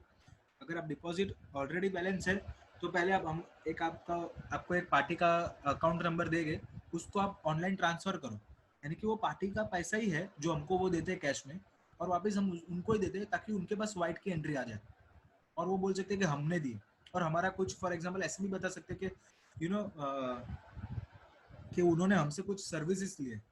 For example in case of professional, if I am CS, तो मैं वो बता सकते कि वो लोग ने हमसे मेरे से प्रोफेशनल सर्विस ली थी, उस यानी कि फॉर, या फिर मैंने उनसे कुछ सर्विस ली थी, उसका मैंने उसको पैसे दिए। जस्ट एन एग्जांपल, वैसा भी होता है। तो जो कैश मेरे को मिलता है वो कैश मैं मेरे अकाउंट में डिपॉजिट करता हूँ, फिर मैं वाइट में ट्रांसफर कर देता हूँ। तो आप वो अमाउंट ऑफ ट्रांजेक्शन है वो भी मेंटेन करो, कितना ट्रांजेक्शन है, अमाउंट है, कितना ट्रांजेक्शन का क्या अमाउंट है। और अगर फॉरेन करेंसी इन्वॉल्व है, कोई फॉरेन से मुझे पैसा आ रहा है, डॉलर्स में आ रहा है, पाउंड्स में आ रहा है, येन में आ रहा है, फॉर एग्जांपल मेरा चाइना से इंपोर्ट एक्सपोर्ट होता रहता है, तो मुझे चाइना से येन में पैसे आ रहे हैं, या तो मेरे मैं चाइना के अकाउंट में येन में पैसे देता रहता हूँ, या तो कोई और कंट्री से यूरो से पैसे, यूरोप में से यूरोज में पैसे आते और मैं यूरोज में पैसे देता रहता हूँ। तो अगर कोई और करेंसी इन्वॉल्व है other than INR, Indian rupees, तो विच करेंसी डिनोमिनेशन, वो भी आप उनको उसको मेंटेन करके रखना है कि अगर डॉलर्स में पैसे आए तो आपको रिकॉर्ड में मेंटेन करके रखना है कि डॉलर्स में आए, कि येन में आए, कि कौन सी कंट्री से उसका क्या करेंसी डिनोमिनेशन है, वो भी आपको मेंटेन करना है। Along with date of transaction, कौन सी डेट पे हुआ, प्रॉपर हर एक डेट का विथ इट्स टाइम, टाइम तो नहीं लिखा इधर लेकिन विद इट्स टाइम मेंटेन होता है in hours minutes and seconds, कि इतने टाइम पे इतना डिपॉजिट क्रेडिट हुआ या तो इतना ट्रांसफर डेबिट हुआ, समझ रहे हो। तो डेट ऑफ ट्रांजेक्शन के साथ, डेट ऑफ ट्रांजेक्शन तो होता ही है मेंटेन, उनको करना होता है, साथ में आजकल टाइम भी हम देखते हैं कि टाइम भी मेंटेन होता है कि डेट ऑफ ट्रांजेक्शन, जब हम पासबुक प्रिंट करते हैं तो उसमें डेट ऑफ ट्रांजेक्शन आ जाते हैं कि मेरे को मेरे अकाउंट में इतना डेबिट हुआ, या फिर ये डेट पे इतना डेबिट हुआ, फिर ये दूसरे दिन पे इतना क्रेडिट हुआ, ये सारे डेट ऑफ ट्रांजेक्शन मेंटेन करके रखना है। और parties to the transaction, parties to the transaction particulars में आता है कि किस पार्टी को गया क्रेडिट हुआ तो किसको हुआ, किसको मैंने पे किया है, फॉर सॉरी क्रेडिट मतलब डेबिट हुआ तो किसको पे किया है, उसका नाम पार्टी का, या फिर स्कूल फीस पे की है, कॉलेज फीस की तो उसका नाम, कोई पार्टी को पे किया है जिसको मैंने गुड्स परचेस किया था तो उसका नाम, समझ रहे हो। या तो किससे मुझे पैसे आए डेबिट, किससे मुझे क्रेडिट आए पैसे आए, तो किससे आए वो पैसे, है ना, मैंने जिसको सेल किया था उससे मुझे पैसे आए, तो फिर कोई और चीज़ के मुझे मैंने किसी को कंसल्ट किया था उसके पैसे, किसी का कमीशन आया, क्या चीज़ के पैसे आए, नेचर, पार्टीज, किससे आ रहे पैसे हमें, किसको जा रहे, एवरीथिंग। तो इंफॉर्मेशन जो प्रिजर्व करनी है बैंक्स को, क्या क्या प्रिजर्व करनी है ट्रांजेक्शन के regarding, nature, amount, currency, date and parties, पांच चीजें प्रिजर्व करनी है information as far as transaction is any transaction is concern, nature, amount, currency, date and parties, NACDP, NACDP, nature, amount, currency, date and parties, very easy, nature, amount, date, parties. अगर आप passbook का example याद रखते हो तो उसमें date भी आ जाता है, उसमें पार्टीज भी आ जाता है, पर्टिकुलर्स पी फॉर पार्टीज, उसमें अमाउंट भी आ जाता है। तो तीन चीज़ तो आपको इधर ही याद होगी, और नेचर और उसका करेंसी अगर फॉरेन करेंसी इन्वॉल्व है तो, ठीक है। तो nature of transaction, amount, currency, date and parties, ये पांच चीज़ें आपको मेंटेन करनी है, किसी भी बैंक को ये इंफॉर्मेशन में मेंटेन करनी है। NACDP, nature, amount, currency, date and parties, okay. अभी maintenance and preservation of record, ये इसके साथ में आंसर है, इसका स्ट्रेच किया गया। अभी बैंक्स को जो भी मेंटेन, बैंक्स को क्या करना है, सबसे पहले तो बोला है कि maintain records of all transactions, records of all transactions में जो हमने ऊपर वाला आंसर देखा वही है कि क्या क्या मेंटेन करना है रिकॉर्ड ट्रांजेक्शन के रिलेटेड। तो जो मेंटेनेंस यानी प्रिजर्वेशन ऑफ रिकॉर्ड, यानी कि जो बैंक्स को करना है मेंटेन करना है तो प्रिजर्व करके रखना है रिकॉर्ड्स को, उसके रिगार्डिंग बैंक्स को क्या करना है, सबसे पहले तो मेंटेन करना है all the records of transactions, फिर उसको प्रिजर्व करके रखना है records of KYC documents. Preserve यानी कि क्या, फॉर एग्जाम्पल आपके पास किसी कस्टमर ने अकाउंट खुला है, जो हमने कस्टमर के डेफिनेशन में देखा सारे, किसी ने भी आपके पास अकाउंट खुला है तो उसने जो भी आपको डॉक्यूमेंट्स दिए, आपने उससे जो भी डॉक्यूमेंट्स मांगे थे, आधार कार्ड, फिर पैन कार्ड, फिर electricity bill, light bill, electricity bill, house tax का बिल, वाटर टैक्स का bill, telephone bill, mobile phone bill, passport, voter identity card, driving licence, whatever what the जो भी documents आपको दिए गए हैं as part of KYC, as part of KYC documents, उसको आपको प्रिजर्व करके रखना है वो रिकॉर्ड्स को, यानी कि उसको आपको एक जगह संभाल कर रखना है वो रिकॉर्ड्स को, ठीक है। वो जो भी आपको एज अ उसका जो प्रूफ आया था उसको आपको प्रिजर्व करके रखना है, ओके। फिर बैंक को मॉनिटर करना है, और क्या करना है monitor, unusual and suspicious transactions, जैसे कि हमने ऑलरेडी बोला, कुछ भी अनयूजुअल ट्रांजेक्शन है, फॉर एग्जांपल 49,000 के सीरीज के ट्रांजेक्शन है, 49,000 के, या तो सेम पार्टीज को बार बार क्रेडिट हो रहा है, सेम पार्टी से बार बार पैसा आ रहा है, सेम पार्टीज को बार बार पैसा जा रहा है पर्टिकुलर अमाउंट के रेंज में, या फिर कोई सस्पिशियस ट्रांजेक्शन है, तो कोई बड़ा ट्रांजेक्शन है, कोई बड़ा अमाउंट का पैसा अचानक आ रहा है फिर अचानक किधर जा रहा है, समझ रहे हो। सेविंग अकाउंट है, ज़्यादा ट्रांजेक्शन बड़े अमाउंट का होना नहीं चाहिए, ज़्यादा से ज़्यादा सैलरी क्रेडिट होगी, क्या क्रेडिट होगा, लेकिन कभी कभी बड़े ट्रांजेक्शन हो जाते हैं, है ना। तो ऐसे तो इंटेंशनली किए जाते हैं, लेकिन बैंक को उसको मॉनिटर करना है अनयूजुअल और सस्पिशियस ट्रांजैक्शंस को, एंड प्रोवाइड जो भी उसने मेंटेन करके रखा है जो भी रिकॉर्ड्स है ट्रांजैक्शंस के, या फिर जो रिकॉर्ड्स है केवाईसी डॉक्यूमेंट्स के, वो सारा provide such documents and records to whom, उसके जो ऑडिटर्स है, उसके यानी कि जो नॉर्मल ऑडिटर्स है जो ऑडिट करता है, अगर कल उठ के उसके ऊपर ऑडिटिंग होता है, इन्वेस्टिगेशन होता है, तो उसको प्रोवाइड करना है। अगर रिजर्व बैंक ने उससे डिमांड किया तो रिजर्व बैंक ऑफ इंडिया को प्रोवाइड करना है, ऑडिटर्स को प्रोवाइड करना है। फॉर एग्जांपल कैग ने उससे मांगा है, controller and auditor general of India, तो ऑडिटर्स को प्रोवाइड करना है। कोई भी रेलेवेंट अथॉरिटी जब उसके पास से डिमांड करती है ये जो सारे रिकॉर्ड्स, तो उसको प्रोवाइड करना है। जैसे कि इन्वेस्टिगेशन कोई हो रहा है, तो फॉर एग्जांपल एनसीबी ने आपसे रिकॉर्ड मांगा, जैसे कि अभी दीपिका पादुकोण का क्रेडिट कार्ड का स्टेटमेंट्स चेक हो रहा है कि उसने कहाँ कहाँ पैसे खर्च किए हैं। जैसे कि रिया चक्रवर्ती का हम लोग ने देखा कि वो कंटिन्यूसली सुशांत के क्रेडिट कार्ड से ड्रग्स परचेस करने के लिए क्रेडिट कार्ड का यूज़ कर रही थी। उसका कंटिन्यूसली सुशांत का जो क्रेडिट कार्ड का स्टेटमेंट था वो पूरा चेक किया गया। तो ये सब उसके पास कहाँ से है, एनसीबी के पास बैंक से डिमांड किया रहेगा ऑफकोर्स, और बैंक ने मेंटेन किया होगा, तो बैंक को मेंटेन करना है। और फिर कोई भी रेलेवेंट अथॉरिटी यानी जैसे कि एनसीबी है, सीबीआई है, आरबीआई है, ऑडिटर्स है, वो जब भी उनके पास डिमांड करते हैं तो उनको प्रोवाइड करना। Simple as that is kind of obligation of bank. ठीक है, ऑब्लिगेशन ऑफ बैंक जो हमने पहले देखा कॉन्फिडेंशियल रखना वगैरह, उसमें आप ये आंसर को ऐड कर सकते हो as obligation of banks. What they have to do, they have to maintain records of all transaction. Obligation of banks in terms of maintenance and preservation of records.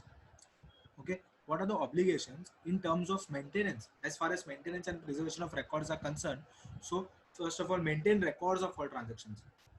How, like what types of what information they have to maintain, that is nature of transaction, amount of transaction, currency of transaction, date of transaction, and parties to the transaction. Preserve records of KYC docs, all the KYC docs they have been given by their customers,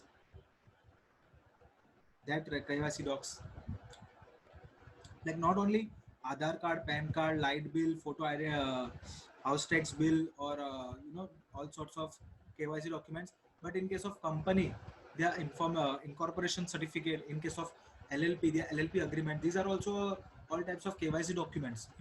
They should they demand at the time of opening of account. So they should preserve all these records too.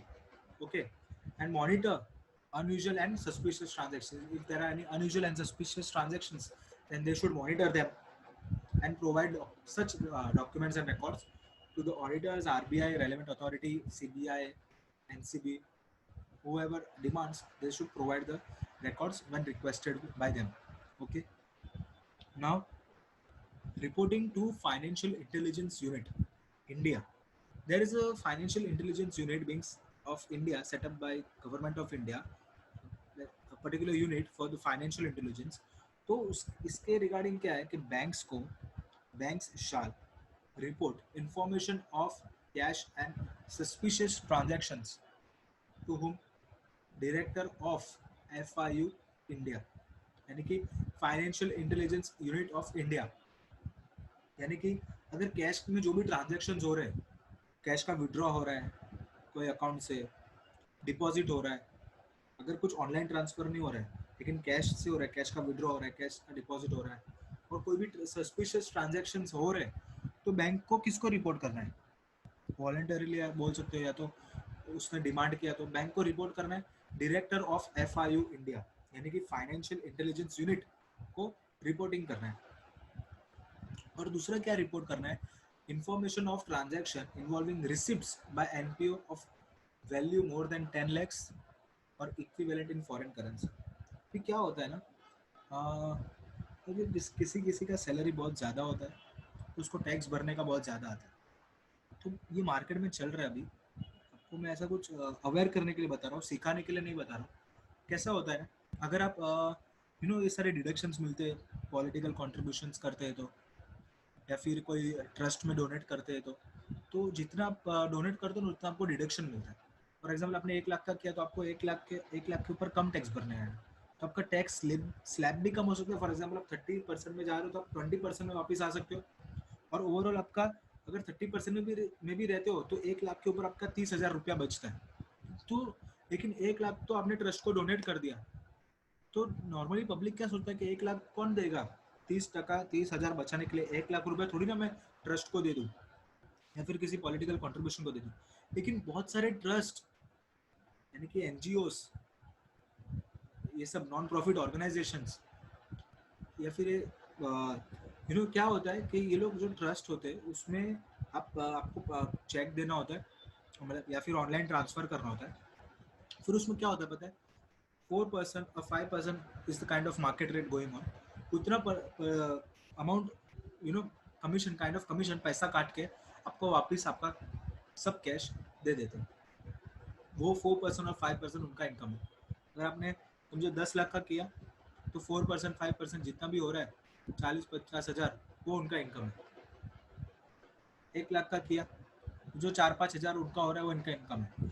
तो एक दिन का नहीं तो 15-20 हज़ार 15-20 हज़ार करके महीने का ऑलमोस्ट 2 लाख 1.5-2 लाख कमा के साल का ऑलमोस्ट ये लोग 20-25 लाख तो ऐसे ही बना देते हैं ट्रांजेक्शन कर करके।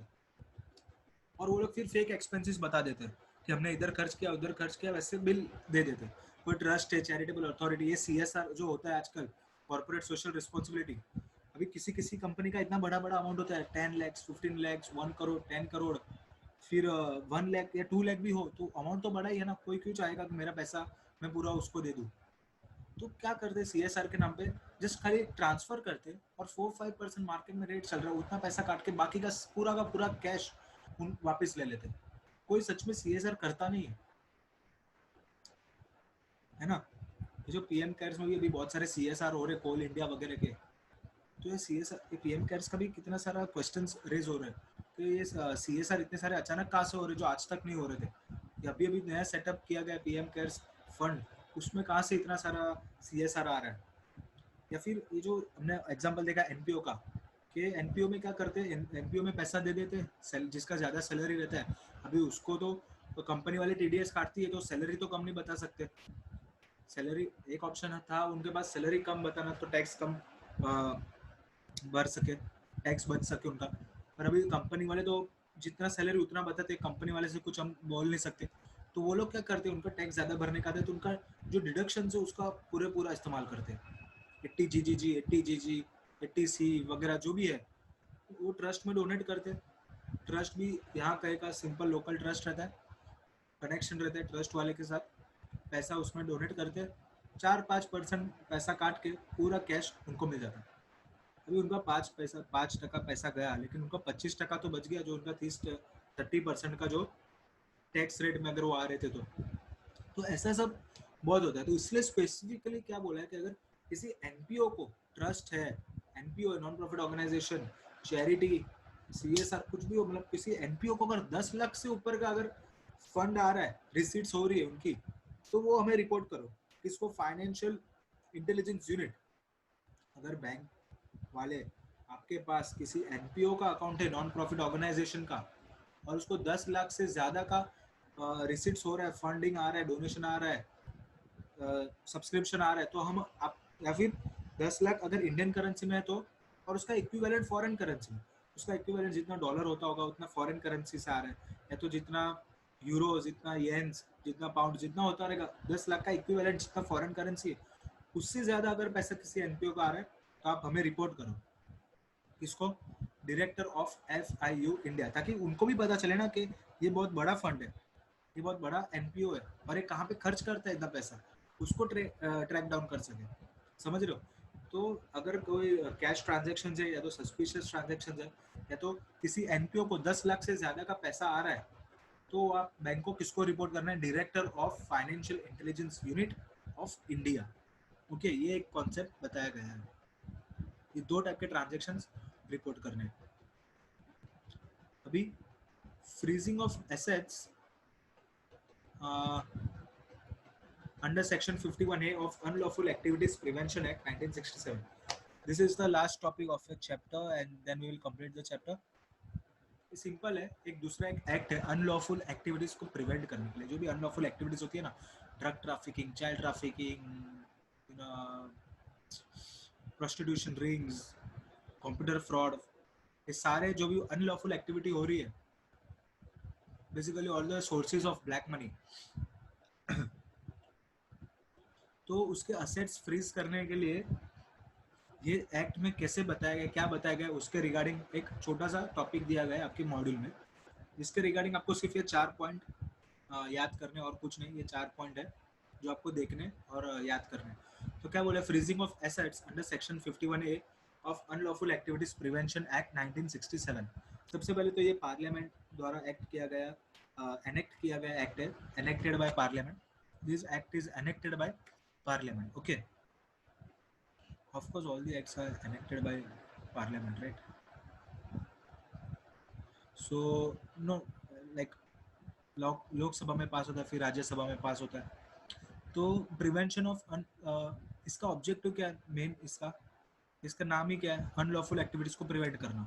तो मेन उसका फर्स्ट काम के ऑब्जेक्टिव क्या है, to prevention of unlawful activities of individual and association. जो भी अगर कोई इंडिविजुअल अनलॉफुल एक्टिविटी कर रहा है, ड्रग ट्रैफिकिंग कर रहा है, या तो कोई भी चाइल्ड ट्रैफिकिंग कर रहा है, एक्सटॉर्शन कर रहा है, जो भी अनलॉफुल, जो लॉफुल एक्टिविटीज नहीं है, अनलॉफुल एक्टिविटी कर रहा है, चाहे वो कोई इंडिविजुअल है या तो कोई एसोसिएशन हो, कोई साथ में मिलकर काम कर रहे हैं, तो उसको प्रिवेंट करना है, ये उसका फर्स्ट काम है। Second, to deal with terrorist activities. अगर टेररिज्म हो रहा है, टेररिस्ट एक्टिविटीज ज़्यादा हो रही है, टेररिस्ट फाइनेंसिंग हो रहा है, तो उसके साथ डील करना है। ठीक है, जैसे कि हम लोग ये देखते हैं, अगर आपने नार्कोस का सीरीज देखा होगा जिसमें पाब्लो एस्कोबार रहता है, ड्रग ट्रैफिकिंग से बहुत पैसा कमाता है और बहुत ही ज़्यादा, लास्ट लास्ट में वो इतना टेररिज्म फैलाता है उसकी कंट्री में। तो पैसे कहाँ से आते हैं, सारे उसके ड्रग ट्रैफिकिंग करता है, इलीगल एक्टिविटीज, और उससे पैसे कमाता है और उससे ही वो टेररिज्म करता है।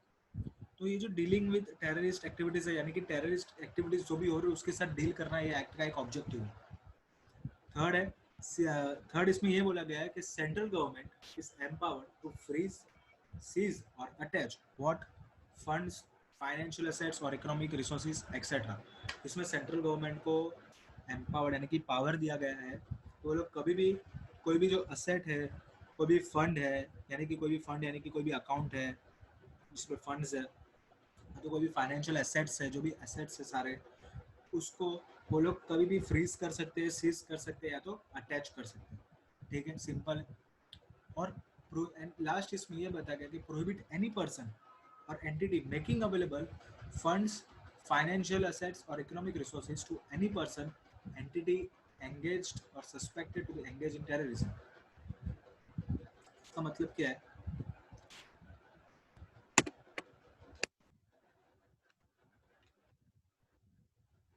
Just a second.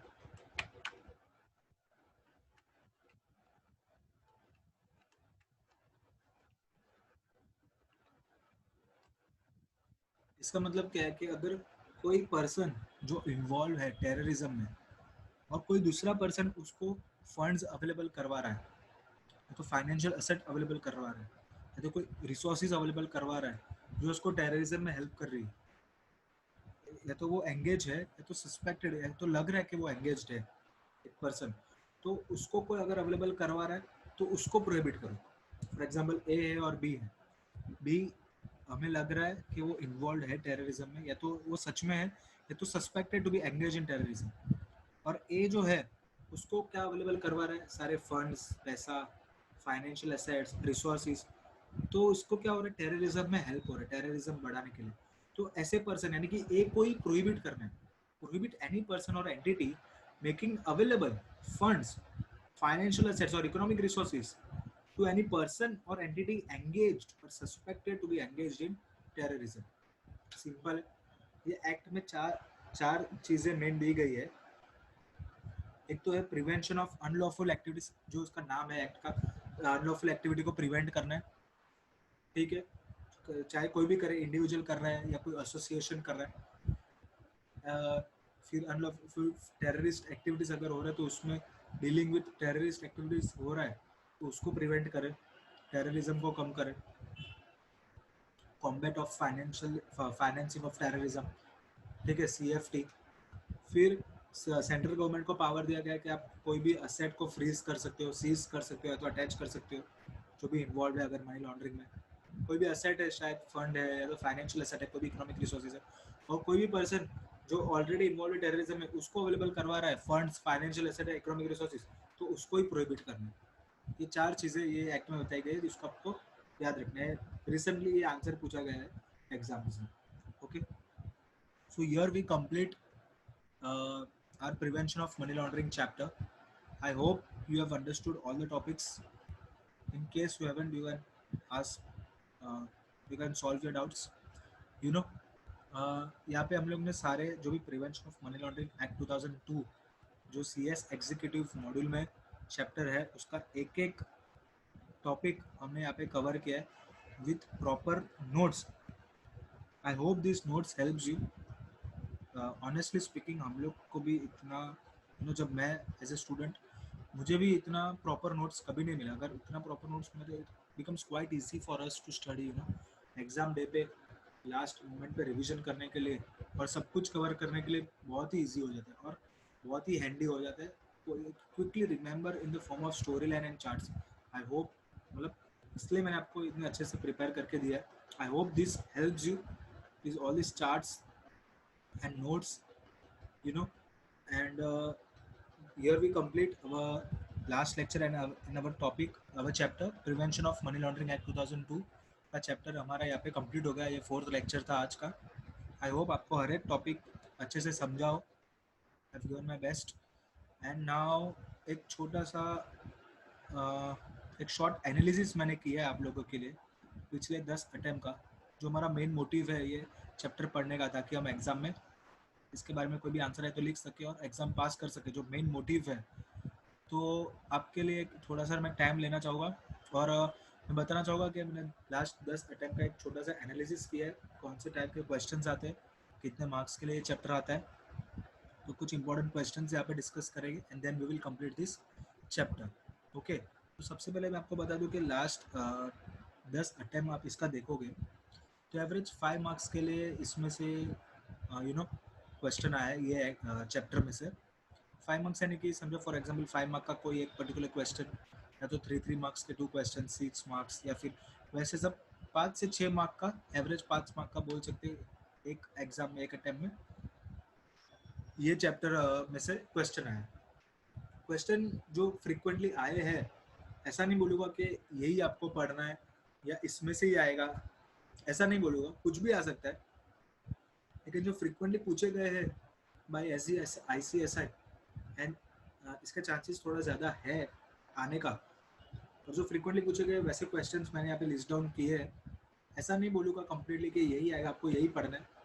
कुछ भी आ सकता है. You have to study whole thing. मैंने पूरा नोट्स तो आपको दिया ही है.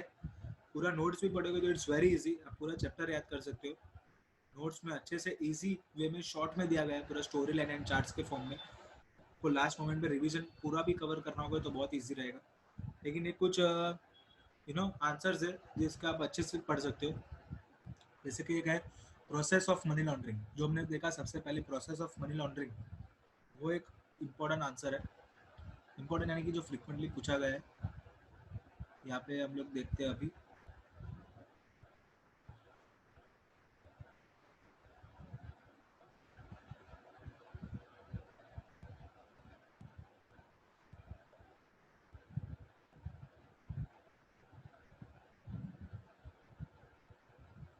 ये देखो. यहाँ पे हमने देखा था process of money laundering. Okay, placement, layering and integration. ये वाला एक आंसर आप अच्छे से पढ़ लेना. यहाँ पे इतना सा है हमारा प्लेसमेंट, लेयरिंग एंड इंटीग्रेशन. यहाँ पे मैंने समझाने के लिए शॉर्ट में आपको बताया. और इसका जो मॉड्यूल में जो आंसर है शॉर्ट में दिया गया है टॉपिक, वो आप पढ़ लेना ये आंसर के लिए. ये एक इम्पॉर्टेंट आंसर है प्रोसेस ऑफ मनी लॉन्ड्रिंग.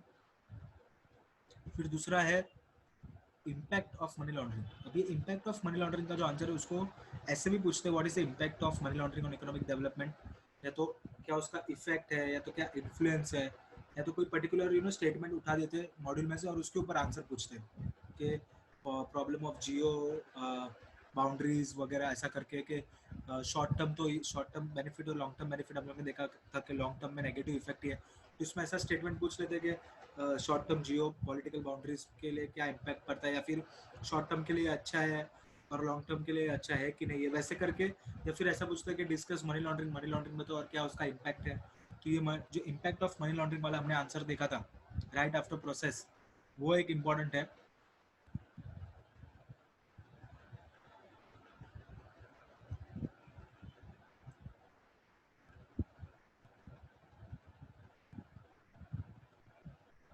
ये रहा इम्पैक्ट इफेक्ट और influence of money laundering on development और इकोनॉमिक डेवलपमेंट। ये वाला आंसर जो हमने देखा था, infusion of black money launderers will control offer bribes वगैरह, ये वाला एक इम्पॉर्टेंट आंसर है सेकंड। फिर थर्ड एफ जो मैंने आपको तभी बोला था, ग्लोबल इनिशिएटिव जो लिए है, उसमें जो फाइनेंशियल एक्शन टास्क फोर्स वाला जो क्या बोलते हैं जो आंसर है, वो वाला इंपॉर्टेंट है, फाइनेंशियल एक्शन टास्क फोर्स वाला एफ। फिर जो इसमें दिया गया है ऊपर नोट्स में। फिर फोर्थ वाला objective and scope of money laundering, जो मैंने बोला था आपको मनी लॉन्ड्रिंग के लिए अलग से आंसर लिखवाया था।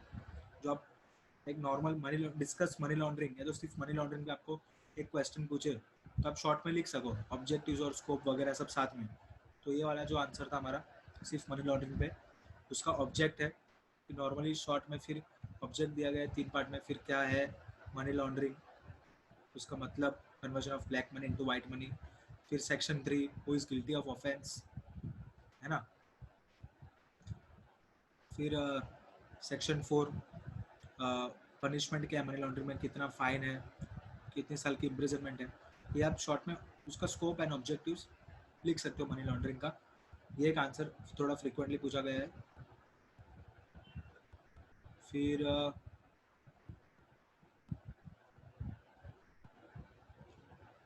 अटैचमेंट, या फिर तो ऐसा भी बोल सकते हैं how is the property involve in money laundering dealt with, involve in money laundering dealt with, यानी कि मतलब क्या हुआ, अटैचमेंट ही हुआ। तो जो हमारा attachment of property involve in money laundering वाला आंसर था कि डायरेक्टर जो रहता है वो अटैच करते हैं फिर कंप्लेंट करता है ए को, वो वाला आंसर है, वो वाला लिख सकते हो। ये वाला एक और एक इम्पॉर्टेंट है। फिर ऑब्लिगेशन ऑफ रिपोर्टिंग एंटिटीज, जो हमने ऑब्लिगेशन ऑफ रिपोर्टिंग एंटिटीज देखा, वो वाला आंसर अलॉन्ग विथ, फिर वापस हम लोग ने ऑब्लिगेशन ऑफ बैंक्स देखा, वो कॉन्फिडेंशियल वाला, not to sell the details. वो दो आंसर को आप मर्ज करके ऑब्लिगेशन ऑफ रिपोर्टिंग एंटिटीज लिख सकते हो, या तो फिर सिर्फ ऑब्लिगेशन ऑफ बैंक्स आता है तो भी आप लिख सकते हो, ठीक है। एंड ऑब्लिगेशन ऑफ बैंक्स के साथ साथ आप एक तो ये जो ये वाला था maintenance and preservation of records, या फिर banks shall maintain information to be preserve, ये वाले दो आंसर भी आप साथ में कंबाइन करके लिख सकते हो ऑब्लिगेशन ऑफ सिर्फ बैंक्स आता है तो। और इसके ऊपर जो था ऑब्लिगेशन ऑफ बैंक्स, ये वाला आप लिख सकते हो। और अगर सिर्फ ऑब्लिगेशन ऑफ रिपोर्टिंग एंटिटीज आता है पूरा, तो जो हमारा जो ऊपर आंसर था ऑब्लिगेशन ऑफ रिपोर्टिंग एंटिटीज वाला, वो लिख सकते हो। और केवाईसी से रिलेटेड भी बहुत सारे अलग अलग टाइप के क्वेश्चंस फॉर्म होते हैं। केवाईसी नॉर्म्स बोलो, केवाईसी गाइडलाइंस बोलो, ऑब्जेक्टिव्स ऑफ केवाईसी बोलो, केवाईसी पॉलिसी बोलो। हमारे पास हमने 2-3 टॉपिक इससे रिगार्डिंग रिफर किए, तो वो सारा आप पढ़ लोगे और सारा एक साथ लिख लोगे तो भी चलेगा, नो इश्यूज। केवाईसी से रिलेटेड जो भी हमने पढ़ा, फॉर एग्जाम्पल हम लोग ने स्टार्टिंग में देखा ये KYC norms, AML measures, safety guidelines, तो ये सब केवाईसी से रिलेटेड है। फिर ऑब्जेक्टिव्स, उसका KYC norms, AML measures, safety guidelines. फिर ये दो आंसर और केवाईसी पॉलिसी वाला जो answer, 4 elements of KYC policy और डेफिनेशन ऑफ कस्टमर, ये चार आपने मिलकर साथ में लिख दिया तो आप केवाईसी का पूरा आंसर अपने आप कवर कर लोगे, चाहे फिर वो कैसा भी क्वेश्चन आ रहा है। ये सब केवाईसी से रिलेटेड इतना ही है आपके इसमें मॉड्यूल में। तो केवाईसी से रिलेटेड आंसर्स आते हैं। तो ये सारे 7 आंसर्स मैं बोलूँगा, थोड़ा मैंने शॉर्ट एनालिसिस किया था आपके लिए। अभी आप एग्जाम डे पे अगर आपके पास टाइम कम हो तो इसको देख सकते हो आप, यू नो। ऐसा नहीं बोलूँगा सिर्फ यही पढ़ो, इसमें से ही आएगा। ये कुछ इंपॉर्टेंट आंसर्स लग रहे जो आप पढ़ सकते हो। Okay, thank you. Here we complete Prevention of Money Laundering Act 2002, and I hope you have understood each and every topic and concept, and it's now we have cleared what is exactly money laundering, black money को white money में convert करना, और हमें क्या करना है उसको prevent करना है। और अथॉरिटीज जो भी है वो उसके रिगार्डिंग क्या क्या एक्शंस कैसे लेती है अटैच करने की, वो सब हमने इसमें पढ़ा। रिपोर्टिंग एंटिटीज का क्या ऑब्लिगेशन होता है और केवाईसी से रिलेटेड, तो ये सब यू नो अगर आप देखोगे ये पार्ट सी में आता है ईबीसीएल के मॉडल में।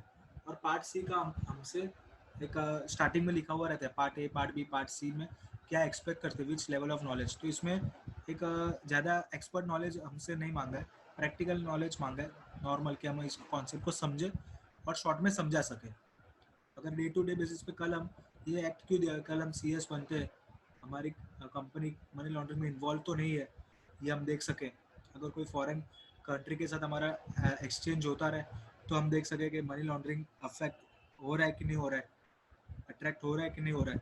ठीक है, कभी कभी अनजाने में भी हो जाता है, इसलिए हमें एक शॉर्ट थोड़ा सा नॉलेज होना चाहिए इसके रिगार्डिंग, तो इसलिए हमारे पोर्शन में है।